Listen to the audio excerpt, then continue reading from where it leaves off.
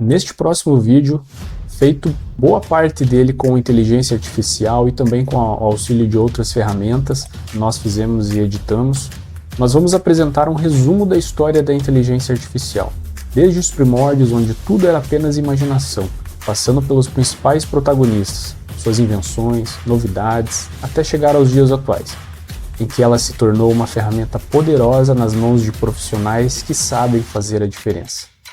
Assista agora!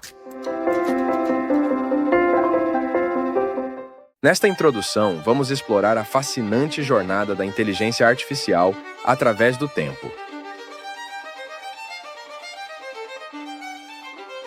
Mesclando o passado, presente e futuro.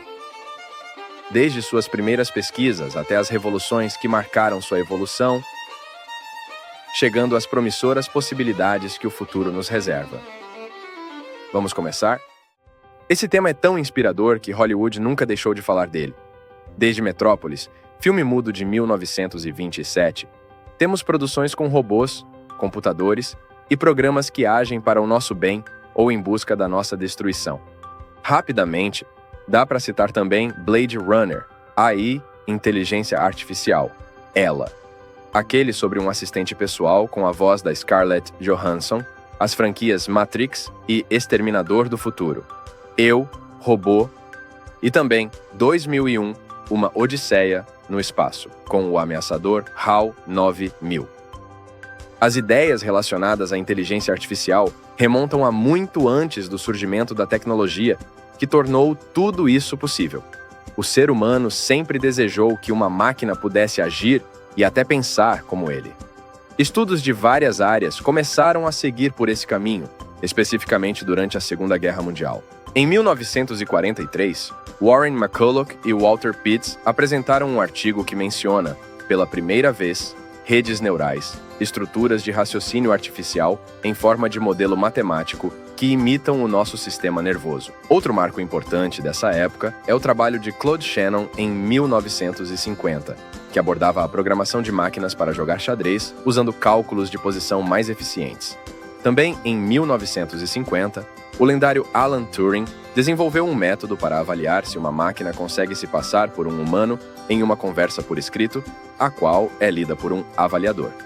Esse é o teste de Turing, originalmente conhecido como o jogo da imitação, que é também o título do filme que retratou a vida do pesquisador, com o ator Benedict Cumberbatch no papel principal. Em 1951, nasceu o SNARK, uma calculadora de operações matemáticas que simulava sinapses, que são as conexões entre os neurônios. O responsável por isso foi Marvin Minsky, que era aluno da dupla que escreveu o primeiro artigo sobre redes neurais. Em 1952, Arthur Samuel criou um jogo de damas no IBM 701 que conseguiu melhorar por conta própria, tornando-se um desafio à altura de jogadores amadores. Tudo o que discutimos até agora é bastante relevante, mas aconteceu antes do período considerado o pontapé inicial. O marco zero foi em 1956, na chamada Conferência de Dartmouth.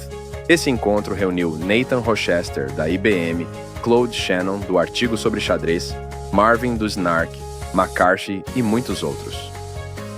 Na conferência, o campo de pesquisa foi nomeado de inteligência artificial por McCarthy e até mesmo a mensagem central foi definida.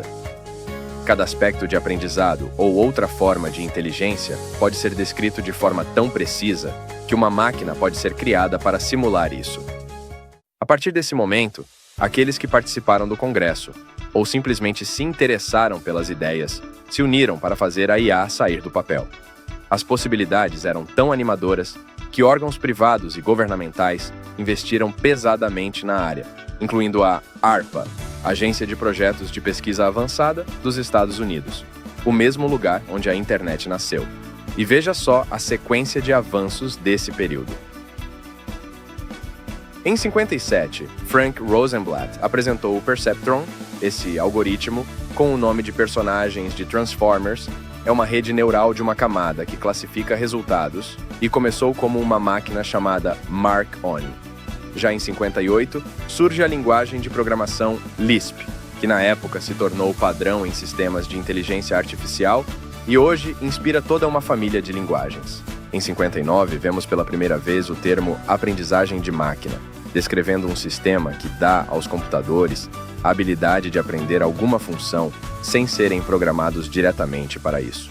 Basicamente, significa alimentar um algoritmo com dados para que a máquina aprenda a executar uma tarefa automaticamente.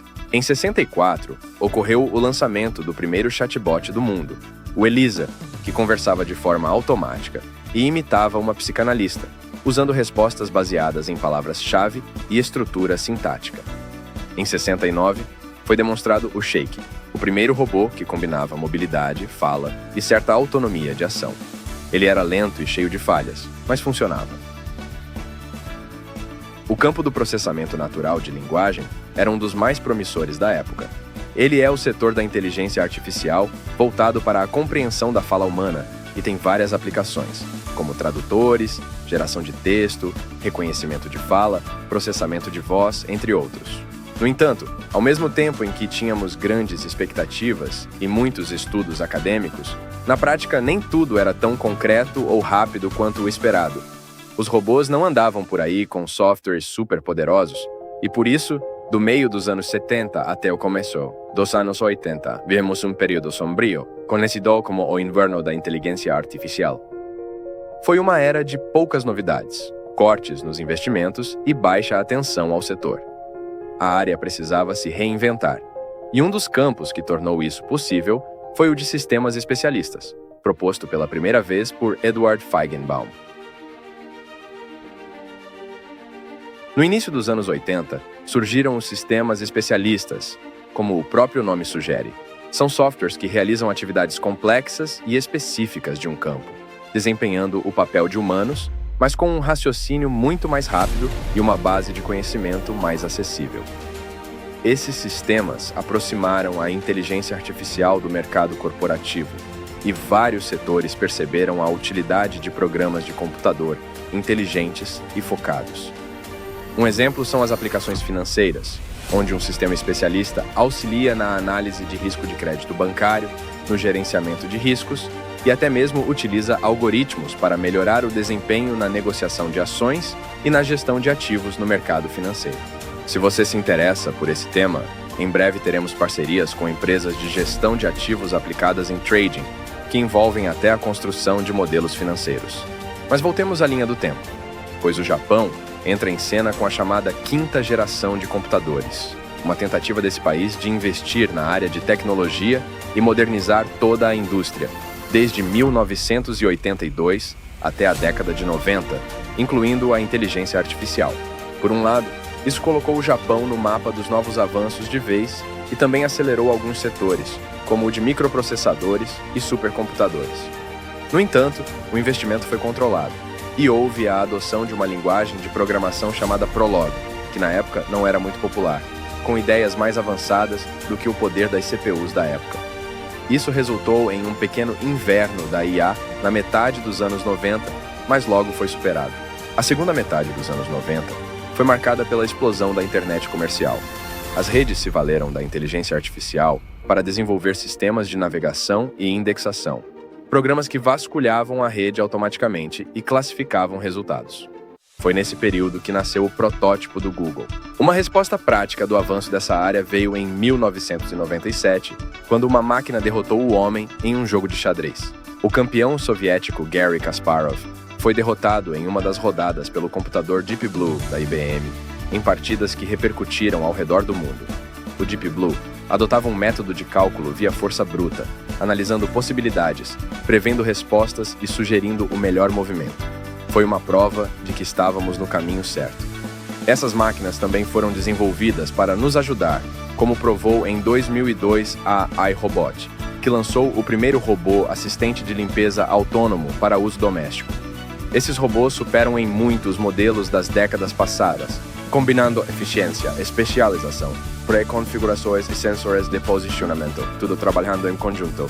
Desde cerca de 2005, a inteligência artificial também tem sido estudada para aplicação em carros autônomos. O caso deles é bastante complexo, já que essa plataforma precisa estar conectada a vários sensores, tanto do próprio veículo quanto do tráfego em si. desde semáforos até outros automóveis.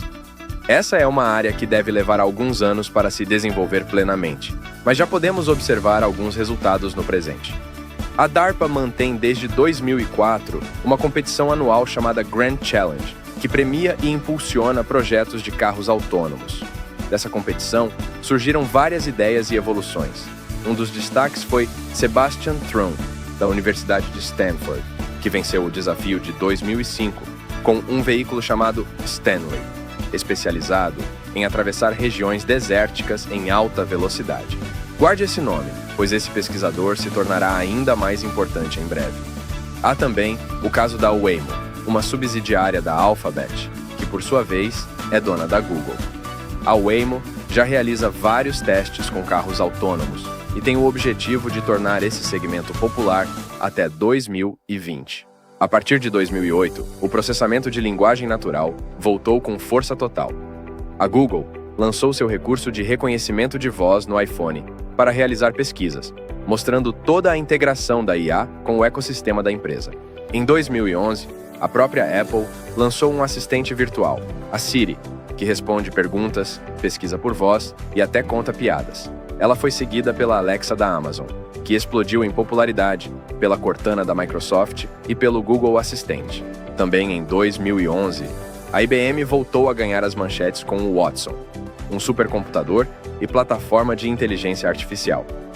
Para mostrar todo o seu potencial, ele venceu os melhores jogadores no game show televisivo. A partir daí, ele começou a ser aplicado em vários campos, como saúde, direito, reconhecimento de imagem e muito mais. Nesse mesmo período, foram surgindo diversas instituições, voltadas para a pesquisa de novas inteligências, com muita demanda e centenas de interessados. Após esse episódio, se percebeu que havia necessidade de aprofundar os conhecimentos sobre a tecnologia, que fossem práticos, baratos e acessíveis e altamente eficazes para o mundo.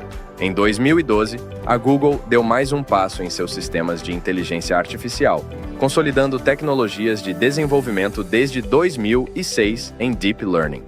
Ela conseguiu treinar um algoritmo para reconhecer gatinhos em vídeos do YouTube. Com esse aprendizado profundo, que usa redes neurais com uma maior quantidade de camadas do que os pioneiros que discutimos, processando muito mais informações e deixando a máquina mais livre para fazer assimilações que classificar elementos, é assim que ela faz as tarefas mais complexas, como reconhecer e catalogar fotos e também vídeos.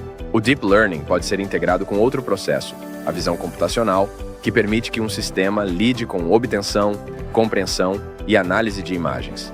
A afectiva, por exemplo, empregou isso em reconhecimento de rostos para reconhecer emoções do rosto humano. Falando no presente, nos últimos anos foram várias as conquistas da inteligência artificial no ambiente humano. Em 2014, o chatbot chamado Eugene Gustman conseguiu vencer o teste de Turing e convencer os jurados durante uma conversa por escrito de que ele, na verdade, era um humano. Já em 2016, o AlphaGo, desenvolvido pela DeepMind, tornou-se mestre no jogo de tabuleiro Go e venceu o campeão mundial da categoria em uma série de vitórias muito mais impressionantes do que aquelas no xadrez de anos atrás. Isso porque o algoritmo aprendeu todas as regras e estratégias do jogo, observando outras partidas e depois jogando contra si próprio para melhorar. Aliás, normalmente vemos a inteligência artificial como uma interface simples e interativa, mas há muito mais por trás. A construção de uma inteligência artificial envolve uma série de algoritmos, que são instruções em código, principalmente em Python, além de bibliotecas abertas com instruções em ferramentas que vão ditar todo o comportamento do código.